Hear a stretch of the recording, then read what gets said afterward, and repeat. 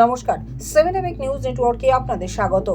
এক উচ্চ মাধ্যমিক পরীক্ষার্থীর রহস্য মৃত্যু ঘিরে তীব্র চাঞ্চল্য ছড়ালো দক্ষিণ 24 পরগনা জেলার জয়নগরে।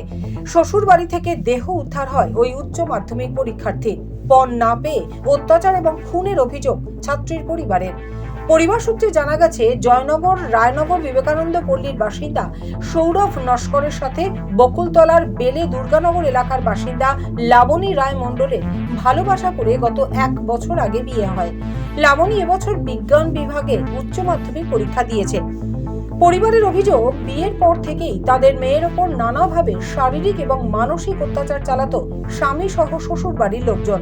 আর আজ সকালে লাবণীর শ্বশুর বাড়ি থেকে তাদের কাছে খবর আসে গুরুতর অসুস্থ হয়ে পড়েছে লাবণী।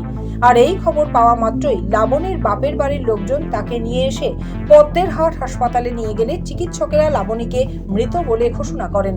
ঘটনার আকস্মিকতায় বাকরুদ্ধ হয়ে পড়ে লাবণীর পরিবারের লোকজন। কান্নায় ভেঙে পড়েন তারা।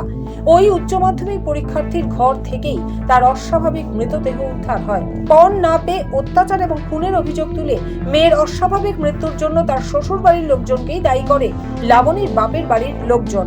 কান্নায় ভেঙে পড়ে মৃত ছাত্রীর মা রাসমণি রায় মণ্ডল জানালেন, নিয়ে তুলনা দিত। আমার শাশুড়ি বলতো সবসময়, গয়না দেয় না, গয়না আমার বাপের বাড়ি এত গয়না, আমার মেয়ের এত ধান চাল দিচ্ছি, আমার মেয়ের এত গয়না দিচ্ছি, সবসময় গয়নার তুলনা দিত। আমার মেয়ের অশান্তিতে সাথ চালাইতে শুক্রবার দিন জামাইয়ের বাবা চলে গেছে, জামাই নাকি মেরে গেছে, ওরা আমি জানি না।